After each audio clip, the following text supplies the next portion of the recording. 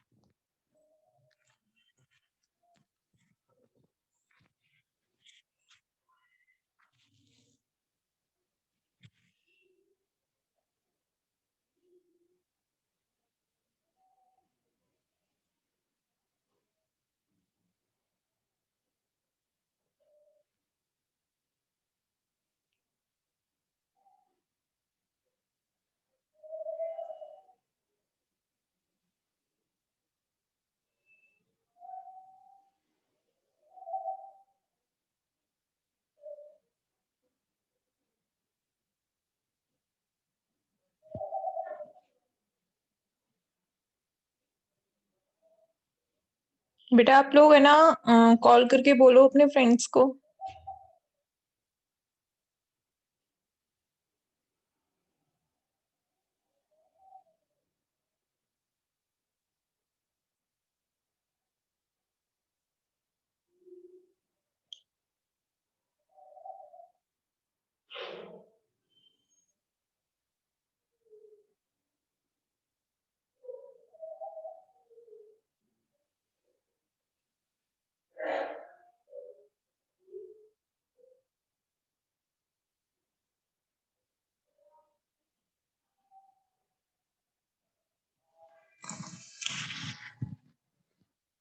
आशिया मैंने छवि को सेंड कर दिया है जो भी सिलेबस लीट हुआ है, तो आप छवि से ले लेना। ओके,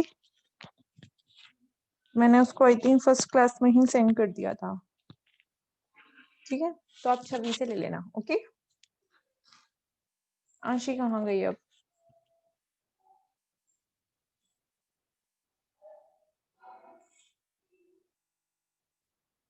चलिए, जो आएंगे वो आते रहेंगे, हम लोग स्टार्ट करते हैं। ओके, नाउ लास्ट क्लास में मैंने आप लोगों को एक potential one dimensional symmetrical potential box बताया था, और उसमें मैंने कहा था कि आपको वेव फंक्शन जो है वो मैं आपको बता चुकी थी कि वेव फंक्शन कैसे निकालते हैं, है ना। और वेव फंक्शन एक कंडीशन के लिए तो आ भी चुका था, फिर मैंने आपसे कहा था कि उसमें जो कांस्टेंट है बी, आप लोग उसकी वैल्यू निकाल के लाओगे। ओके, कहा था या नहीं? मैंने कहा कि आपको लास्ट क्लास में मैंने आपको वेव फंक्शन निकालना सिखा दिया था। मैंने बताया था कि वेव फंक्शन कैसे निकालता है, किसके लिए, एक one dimensional symmetric potential box के लिए। ठीक है, एक सेकंड रुकिए।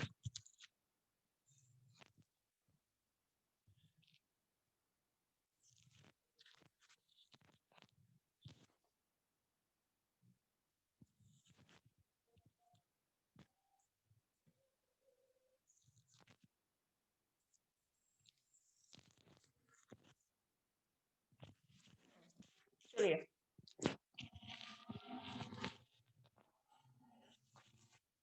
हम लोग स्टार्ट करते हैं। Good morning everyone. हाँ, मैंने आपको कहा था कि मैंने one dimensional symmetric potential box के लिए, सिमेट्रिक पोटेंशियल बॉक्स के लिए मैंने आपको वेव फंक्शन जो है वो कैसे फाइंड आउट करते हैं वो मैंने आपको बता दिया था। ठीक है, मैंने आपको बताया था कि साई इक्वल्स टू कितना है, B cos N pi x upon 2a। यही तो आई थी वैल्यू साई की। ठीक है, अब आपको एक चीज और बता दूं मैं कंफर्म करके। आशी, मैंने ये कहा था कि मैंने है ना छवि को सेंड कर दिया है सिलेबस, तो आप छवि से ले लेना। ओके, ठीक है, चलिए। तो साई इक्वल्स टू कितना आ गया था, इतना। कब, जब मैंने एक कंडीशन लगाई थी। व्हाट कंडीशन, कंडीशन ये थी उसमें कि कॉस के ए जो है वो या 0 है और ए इक्वल्स टू 0 है, केस फर्स्ट के लिए। ठीक है, कल मैंने आपको इतना बताया था। फिर मैंने कहा था कि इस बी की वैल्यू निकाल के लाना, और उसके लिए शॉर्ट ट्रिक मैंने आपको बता दी थी। शॉर्ट ट्रिक क्या थी कि आपका पोटेंशियल बॉक्स जो था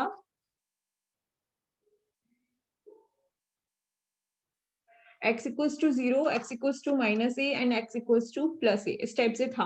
तो मैंने आपको शॉर्ट ट्रिक बताई थी कि √2 तो अपॉन आता ही आता है, इन दोनों का डिफरेंस लेते हैं तो वो होता है 2a, तो यानी कि 1 अपॉन √a। फिर मैंने कहा था कि b की वैल्यू कितनी आएगी आपकी, 1 अपॉन √a, तो वो आपको फाइंड आउट करनी है ना। तो 1 अपॉन √a अब हम निकालेंगे किससे। फिर मैंने आपको बोला भी था कि आप नॉर्मलाइजेशन कंडीशन यूज करना, from normalization condition, from normalization condition. What's of normalization condition? देखिए, psi square d v equals to 1। ठीक है, psi square d v equals to 1, but dv नहीं है यहाँ क्या है, केवल only one direction is x direction, so that's why psi d x equals to 1। कहां से कहां, माइनस ए से ए तक। ओके, तो अब आपके पास साई की वैल्यू है ही है, तो साई की वैल्यू लिखिए। अब देखिए एक चीज और मैं आपको क्लियर कर देती हूँ कि यहाँ देखिए वैल्यू रखिए, माइनस ए से ए, साइज बी, बी का square cos square n pi x upon a equal to 1।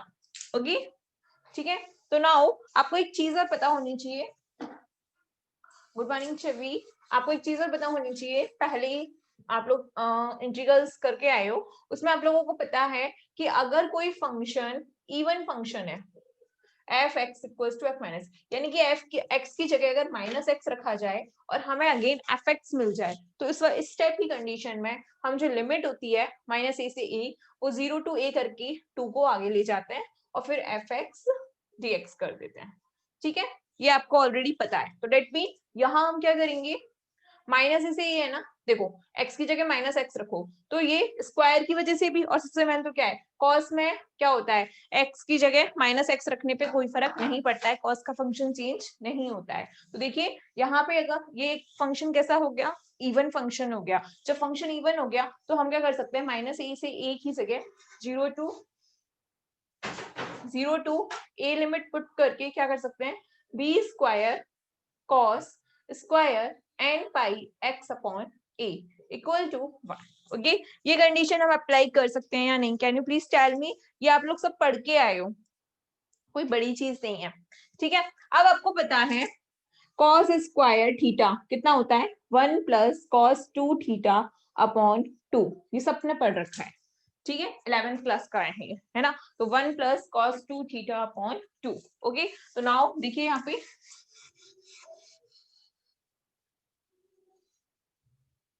देखिए तो अब ये कितना हो जाएगा 2 0 to a b square cos square n pi x की जगह 1 plus cos 2 n pi x upon a upon upon 2a था बेटा यहाँ पे, है ना। तो 1 प्लस cos 2 थीटा है ना, तो 2 n pi x upon 2a upon 2, ठीक है, ये हो जाएगा। ओके, तो आगे देखिए यहाँ पे, ओके आगे देखिए इक्वल टू 1। ओके, तो यहां से सॉल्व कीजिए। देखिए इस 2 से ये 2 कैंसल हो गया, ठीक है। B square is constant, so that's why वो बाहर आ गया। 2 इज आल्सो कांस्टेंट, तो वो भी बाहर आ गया। 1 का करोगे तो x प्लस, क्योंकि dx के रिस्पेक्ट में है ना, cos n pi x upon a, तो क्या आ जाएगा sin n pi x upon a। फिर क्या करोगे, n pi x upon a का दोबारा करोगे तो उसका डिवाइड होता है, तो यहाँ पे आ जाएगा a upon n pi 0 to a equal to 1, ठीक है। आगे देखिए बी स्क्वायर अपॉन 2 बराबर ए वैल्यू पुट करो a प्लस, फिर यहाँ पुट करो a से a कैंसिल, तो साइन n पाई, तो sine n pi sine 1 pi sine pi कितना होता है 0, साइन 2 पाई 0, तो यानी कि ये वैल्यू पूरी की पूरी 0। फिर यहाँ पे माइनस 0, फिर साइन 0 की वैल्यू तो होती 0 है, तो equal to 1। Okay, so now the value of b square, देखिए क्या आ जाएगी वैल्यू बी स्क्वायर की,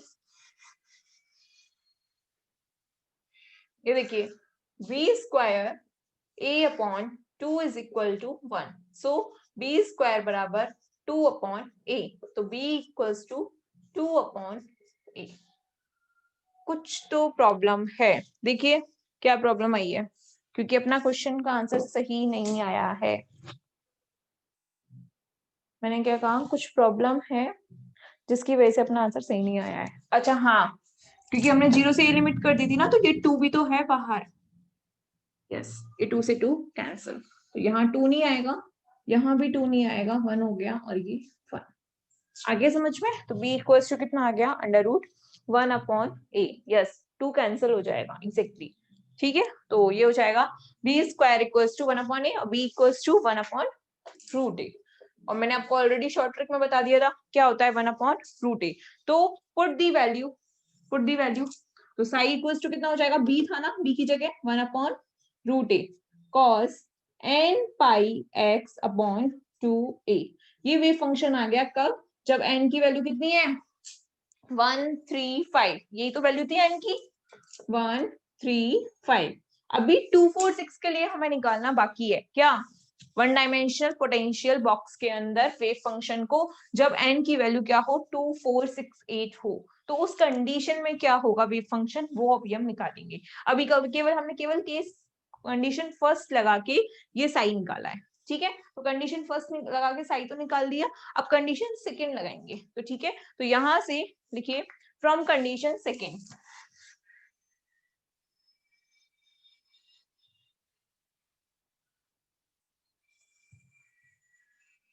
देखिए फ्रॉम कंडीशन सेकंड, तो ये तो हो गया उसके लिए। बेटा छवि मैं आपको ऑलरेडी भेज चुकी हूँ, आपको मैंने एक दिन सिलेबस भेजा था, आपको याद हो तो आप मेरी है ना लिस्ट चेक कर लेना व्हाट्सएप की, मेरे नंबर वाली, उसमें मैं आपको बता चुकी हूँ ऑलरेडी कि क्या क्या चेंज हुआ है, ठीक है। ओके, और वैसे वो मैं कराऊंगी नहीं, टेंशन मत लो, तो तुम्हारे लिए उसका होना ना होना बराबर है। ओके, मुझे भी पता है इसमें काफी सिलेबस चेंज हुआ है। नहीं नहीं, मैंने फर्स्ट यूनिट का नहीं, मैंने पूरी 4th यूनिट तक का भेज दिया था और लिखा भी दिया था सारे बच्चों को, ठीक है। तो कोई नहीं, आप लोगों के लिए वो टॉपिक का होना ना होना बराबर है, क्योंकि मैं वो टॉपिक लूंगी नहीं, टेंशन ही मत लो कि मैं वो टॉपिक कराऊंगी। मुझे भी पता है 3rd यूनिट में काफी कुछ अब क्या हो गया है, हट गया है, ठीक है। नहीं कराऊंगी मैं, टेंशन मत लो, कुछ भी एक्स्ट्रा नहीं कराऊंगी। 3rd यूनिट में काफी कम पार्ट हुआ है, मुझे भी पता है, ठीक है। चलिए, हाँ एक्स्ट्रा नहीं पढ़ना, आप लोगों को जितना है उतना पढ़ लो, वही बात है। अच्छा कोई नहीं, छवि आपको फर्स्ट का ही भेजा है, तो अब मैं कह तो रही हूँ आपके लिए कोई मायने नहीं रखता वो है टॉपिक या नहीं है, क्यों? क्योंकि मैं आपको कराऊंगी नहीं वो टॉपिक, ठीक है? तो कराऊंगी नहीं तो आपके लिए सिलेबस में वो है ही नहीं वो टॉपिक, अब हटे या नहीं हटे वो आपको मतलब ही नहीं है उससे, ठीक है? चलिए ये टॉपिक है, बट ये टॉपिक है, ओके? तो लिखिए आगे, देखिए from condition b, from condition a, sorry पहले बी हमने अप्लाई की थी, अब ए अप्लाई करेंगे, फ्रॉम कंडीशन ए, ठीक है? कंडीशन ए क्या थी, देखिए कंडीशन ए ये थी कि साइन के ए जो है वो 0 के इक्वल हो या फिर बी इज इक्वल टू 0, ठीक है? तो ये कंडीशन थी। तो इस कंडीशन में देखिए, अब ये कंडीशन साइन के ए 0 कब आता है? 0 आता है साइन एम पाई, एन की जगह मैंने अब एम रखा है क्योंकि एन हम ऑलरेडी 135 मान चुके हैं, तो साइन एम पाई, ठीक है? तो k a equals to m pi, k equals to m pi upon a, k की वैल्यू कितनी आ गई? M pi upon a. But देखिए बेटा, यहाँ एम क्या है आपका, देखिए एम यहाँ 0 भी होगा, 1 भी होगा, 2 भी होगा, 3 भी होगा, 4 भी होगा, सारी वैल्यूज एम के लिए 0 कंडीशन को अप्लाई करेंगी ना? तो देखो अब आपको पता है कि अगर मैं एम की वैल्यू को एन कितना था? एन था आपका 1 3 5 7 इस टाइप से था, तो एम की वैल्यू को अगर मैं एन अपॉन 2 कर दूं, क्या कर दूं?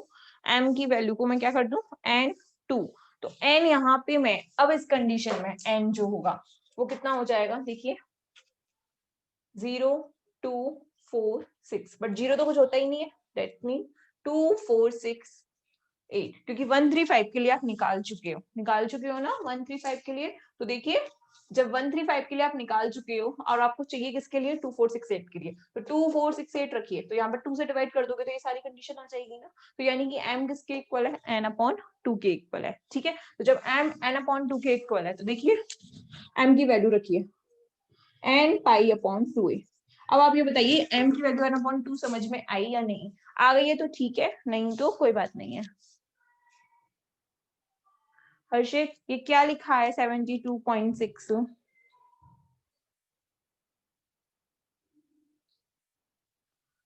देखिए m equals to n upon 2, देखो मैंने क्या कहा पहले वाले केस में n की वैल्यू जो 135 थी तो आप निकाल चुके हो, बट अब आपको n कितना चाहिए? 2 4 6 8, इसके लिए तो वेव फंक्शन हमें निकालना है, तो n की वैल्यू 2 4 6 8 होनी चाहिए, बट इस केस में m की वैल्यू कुछ भी हो तो m यानी कि यहाँ किसके बराबर हो जाएगा? n अपॉन 2, क्यों? n की वैल्यू देखो 2 रखो, 2 1 जा 2, 4 रखोगे तो 2, फिर 6 रखोगे तो 3, तो ये सारी वैल्यूज आ जाएंगी ना m की, तो m किसकी n की फॉर्म में कितना हो गया? n अपॉन 2, ठीक है ना? आशी नहीं आया अभी भी? देखिए मैं कह रही हूँ कि पहले जब n की वैल्यू 135 थी तो उस केस में आप वेव फंक्शन निकाल चुके हो ना, बट अब हमें वेव फंक्शन किसकी फॉर्म में चाहिए? 2 4 6 8 वाले के लिए, इवन फंक्शन के लिए। तो अब आपको पता है बट यहाँ m की वैल्यू इसके अकॉर्डिंग कितनी है? इतनी, तो हमें इस वैल्यू को इसमें कन्वर्ट करना है। तो कैसे करोगे कि अगर इसमें डिवाइड कर दो 2 का तो ये सारी वैल्यूज आ जाएंगी, इनकी m किसके इक्वल है? n की फॉर्म में n अपॉन 2 के इक्वल, तो n अपॉन 2 आ गया, n पाई बाई 2a, ठीक है? आगे देखिए अब, तो k की वैल्यू कितनी आ गई? इतनी। अब पुट कर दीजिए, पुट इन इक्वेशन फर्स्ट। तो इक्वेशन फर्स्ट क्या थी? साई इज इक्वल टू कितना था? a साइन kx plus b cos kx, ठीक है? अब b की वैल्यू तो कितनी है? 0, तो ये फंक्शन तो 0, cos वाला फंक्शन 0, पहले किस में आया था? cos की फॉर्म में आया था, अब किसकी फॉर्म में आएगा? साइन की फॉर्म में। a साइन साइन k की वैल्यू कितनी आई है? n pi upon 2a x, ठीक है? बट अभी हमें किसकी वैल्यू निकालनी है? a की, तो a की वैल्यू वही फिर से क्या? नॉर्मलाइजेशन कंडीशन, तो नॉर्मलाइजेशन कंडीशन निकालोगे तो अब मैं आपको बार बार नॉर्मलाइजेशन कंडीशन नहीं कराऊंगी, आप खुद कर सकते हो।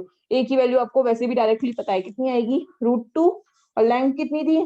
2a, कैंसिल 1 अपॉन √a, तो a की वैल्यू यहाँ रख दो, साई equal to 1 upon √a sine n pi upon 2a x, ये आ गया आपका कब? जब n की वैल्यू कितनी होनी चाहिए? 2 4 6 8, ओके? n की वैल्यू कितनी होनी चाहिए? 2 4 6 8, तब आपका फंक्शन ये है। दैट मीन रिजल्टेंट क्या आया? रिजल्टिंग क्या आया? रिजल्टिंग ये आया, रिजल्टिंग ये आया कि देखिए, रिजल्टिंग ये आया कि अगर आपका एक x equals to minus a से x इक्वल्स टू प्लस ए तक कोई x इक्वल्स टू 0 ये है, ठीक है। तो इस कंडीशन में अगर wave function psi equals to 1/√a cos n pi x upon 2a, ये तो कब होगा जब n की वैल्यू क्या हो 1 3 5, है ना। और अगर साई की वैल्यू 1/√a साइन n पाई x अपॉन 2a है, तो इस कंडीशन में n की वैल्यू कितनी होनी चाहिए 2 4 6 8। ये कब आया है वेव फंक्शन इस कंडीशन में। तो अब आप one dimensional potential symmetric box के लिए आप लोग वेव फंक्शन निकाल चुके हो, और हर बार वेव फंक्शन केवल एक आता था, बट इस बार दो आए हैं। क्यों? सिमेट्रिक है। सिमेट्रिक होने की वजह से, सिमेट्रिक होने की वजह से ऑड फंक्शन के लिए अलग वेव फंक्शन होगा और इवन फंक्शन के लिए अलग वेव फंक्शन होगा। तो दोनों ही फंक्शंस के लिए आपके वेव फंक्शंस जो है वो अलग अलग होंगे, ठीक है। तो ये आ गया आपका सिमेट्रिक पोटेंशियल बॉक्स के लिए वेव फंक्शन। ओके, तो रिजल्ट तो लिख दिया करो एटलीस्ट, कुछ नहीं लिखते हो तो रिजल्ट लिख लो। रिजल्ट लिखने से क्या होगा, आपको टॉपिक में पता होगा कि हमें ये रिजल्ट निकालना है, जब आप नोट्स पढ़ोगे तब भी।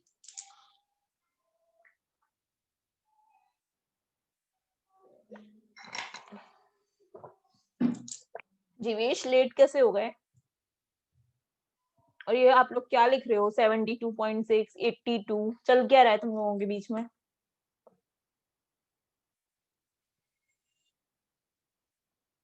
चलिए, समझ में आया? रिजल्ट लिख लिया करो बेटा। One dimensional symmetric potential box इस टाइप का होता है, और इसके अंदर वेव फंक्शन इवन फंक्शन के लिए अलग है और ऑड फंक्शन के लिए अलग है। एटलीस्ट इतना तो लिख लिया करो।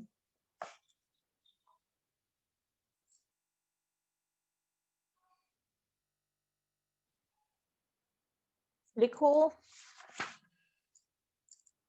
अब देखिए, यहाँ क्या है, यहाँ अब इजी है, यहाँ वो सारी चीजें नहीं निकालनी है आपको, इंसिडेंट करंट डेंसिटी और प्रोबेबिलिटी करंट डेंसिटी, क्योंकि ये टॉपिक आपके में से हटा दिया गया है। ओके, तो नाउ देखिए नेक्स्ट है, नेक्स्ट है आपका। अब देखिए आपके पास वेव फंक्शन तो आ गया। अब वेव फंक्शन आ गया तो एनर्जी भी पता होनी चाहिए ना हमें कि एनर्जी कितनी होगी। तो एनर्जी देखिए, एनर्जी, एनर्जी ओके, किसके लिए? Eigen value of energy, sorry, eigen value पता है ना क्या होती है, एक कांस्टेंट वैल्यू को हम आइगन वैल्यू बोलते हैं। आप लोग ये बताइए, मैंने आपको सेकेंड ईयर में इसके बारे में थोड़ा बहुत बताया था, मतलब कि आइगन वैल्यू क्या होती है और वेव फंक्शन क्या होता है। वो तो आपके एग्जाम्स नहीं हुए, तो आपको कुछ पता ही नहीं है कि ऐसा भी कुछ होता है ना। तो देखिए आगे, देखिए आइगन वैल्यू ऑफ एनर्जी, तो आपको पता है from definition of kinetic energy, किसके लिए निकाल रहे हैं हम? One dimensional potential symmetric box के लिए। From definition of kinetic energy, आपको पता है कि इस वन डायमेंशनल बॉक्स के अंदर टोटल एनर्जी किसकी फॉर्म में होती है? काइनेटिक एनर्जी की फॉर्म में। क्यों? क्योंकि पोटेंशियल एनर्जी, क्योंकि पोटेंशियल एनर्जी क्या होती है, पूरी की पूरी काइनेटिक एनर्जी में कन्वर्ट हो जाती है, क्योंकि पार्टिकल कंटिन्यू मूव कर रहा होता है। दैट्स व्हाई उसकी पोटेंशियल एनर्जी जो है वो जीरो होती है। सो पूरी की पूरी पोटेंशियल एनर्जी किसमें कन्वर्ट हो जाती है? आपकी काइनेटिक एनर्जी में। एग्जैक्टली, आशी का करेक्ट आंसर है। ठीक है, तो अब आपको पता है E इक्वल्स टू कितना होता है, कितना होता है काइनेटिक एनर्जी कितनी होती है? 1/2 mv² होती है। इसको मैं क्या लिख सकती हूँ, ऊपर नीचे m का मल्टीप्लाई कर दो, तो m² v²/2m हो सकती है। फिर देखिए ये क्या होता है, p होता है p²/2m, होता है कि नहीं होता? But according to quantum mechanics, according to quantum mechanics, quantum mechanics में फर्स्ट यूनिट में फर्स्ट टॉपिक मैंने आपको यही कराया था कि p इक्वल्स टू कितना होता है? h×k। ठीक है, h is constant, k is wave vector.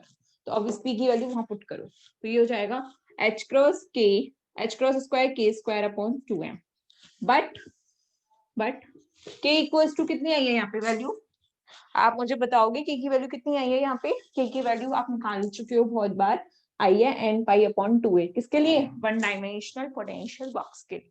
ठीक है, तो अब यहाँ पे वैल्यू रखिए, तो देखिए E equals to h cross square, k की वैल्यू कितनी है, n square pi square upon 2 का 2 2 जा 4, 4 2 जा 8 एम ए स्क्वायर। ठीक है, तो देखिए यहां से E इक्वल्स टू कितना आ जाएगा, n square pi square h cross square upon 2 m a square. ठीक है, ये होती है किसकी, काइनेटिक एनर्जी। आपको मैंने सेकेंड यूनिट में जो फर्स्ट और सेकेंड टॉपिक कराए थे ना, उनकी भी एनर्जी इतनी ही थी। ठीक है, किसके लिए, वन डायमेंशन पोटेंशियल बॉक्स वहां सिमेट्रिक ना होके असिमेट्रिक था, या सिमेट्रिक है, बस इतना फर्क है। फर्स्ट टॉपिक सेकेंड यूनिट का जो था, उसमें मैंने आपको असिमेट्रिक असिमेट्रिक मतलब 0 से a तक का पोटेंशियल बॉक्स लिया था, जबकि अब यहाँ हम कितना ले रहे हैं, -a to a। बस इतना फर्क है और कोई फर्क नहीं है यूनिट सेकेंड और यूनिट थर्ड के टॉपिक्स में। ठीक है, यहाँ सिमेट्रिक यूज हो रही है, वहां असिमेट्रिक था, वहां केवल 0 से a तक ले रहे थे, यहाँ हम -a to a ले रहे हैं। ओके, ठीक है, नाउ देखिए एनर्जी वहां यही थी सेम। तो अब आप बताइए मुझे सबसे पहले, बताइए ground state energy, ground state energy, ground state energy कितनी होती है। देखिए एन की वैल्यू अगर मैं 1 रख दूं, क्योंकि 0 तो कर नहीं सकते, अगर 0 हुआ तो एनर्जी पूरी की पूरी 0 हो जाएगी, तो डेट मीन स्टार्टिंग तो कहां से हो रही है, एन इक्वल्स टू 1 से।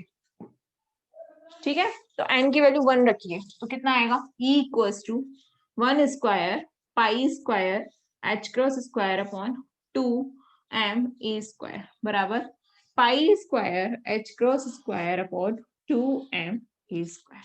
तो ये तो आ गई आपकी ग्राउंड स्टेट एनर्जी। ठीक है, अब देखिए first excited energy, first excited,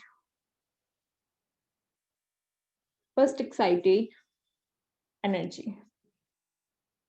ठीक है, तो एन इक्वल्स टू कितना हो जाएगा उस केस में, 2। तो एनर्जी कितनी हो जाएगी, 2 का square pi square h cross square upon 2 m a square. 2 m a नहीं, 8 था वहां पे, ये 8 था बेटा, 2 नहीं था, 2 तो उस केस में आया था, ये 8, ये भी 8। आप लोग मुझे बोला करो अगर मैं कहीं गलत लिख देती हूँ तो। ठीक है, तो यहां से क्या आ जाएगा, ये देखिए इसको E नॉट लिख दो। ओके, तो देखिए 4 pi square h cross square upon 8 m a square. अब इसकी जगह आप क्या लिख सकते हो, यही है ना, इसको E नॉट लिख सकते हो, यानी कि फर्स्ट एक्साइटेड एनर्जी 4 टाइम्स हो जाती है ग्राउंड स्टेट एनर्जी की। ठीक है,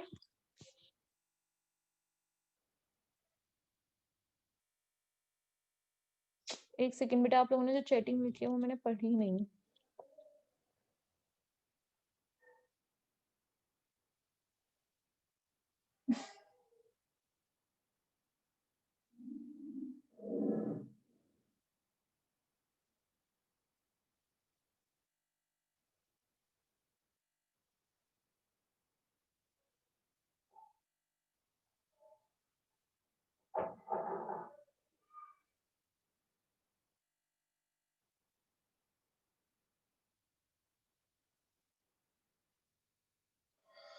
आशी P equals to h cross k, ये मैंने आपको है ना फर्स्ट यूनिट में कराया था, फर्स्ट यूनिट का फर्स्ट टॉपिक यही था कि P equals to h cross k कैसे आया।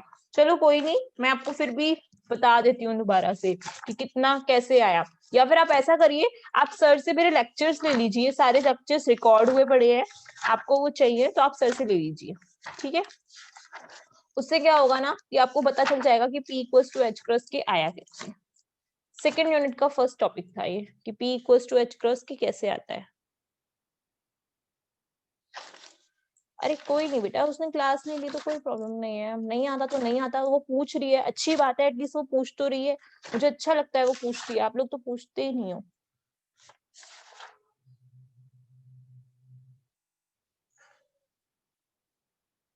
देखो शॉर्टकट में बता देती हूँ मैं तुम्हें,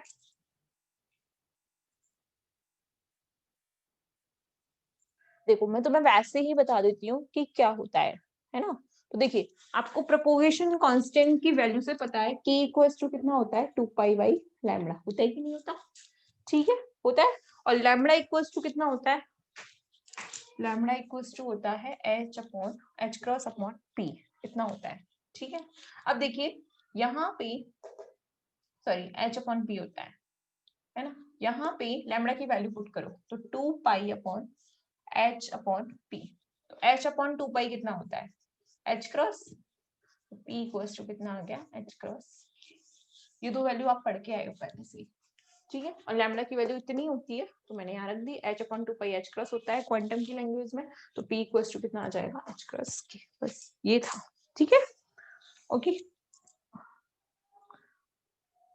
जीवेश मस्ती नहीं,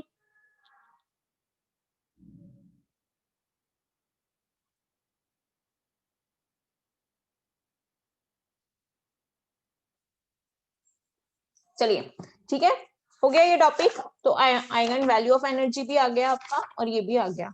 अब आपका नेक्स्ट टॉपिक है, देखिए मैंने आपको अभी लास्ट वाली यूनिट में, लास्ट सेकेंड यूनिट में स्क्वायर पोटेंशियल बॉक्स कराया था ना, और स्क्वायर पोटेंशियल बॉक्स में मैंने आपको एनर्जी सॉरी बॉक्स जो लिया था वो 0 to a के बीच में लिया था, कहां से कहां तक लिया था बेटा, ये जो क्वेश्चन पूछा है ना छवि आपने, ये आप जब जॉब करोगे ना तब आपको पता चल जाएगा। ओके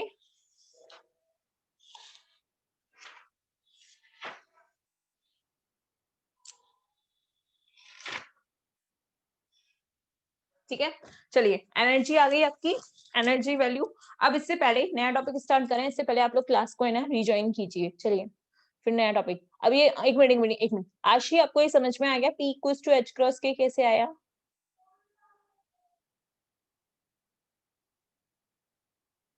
चलो ठीक है, चलो एंड करते हैं और रिज्वाइन कीजिए।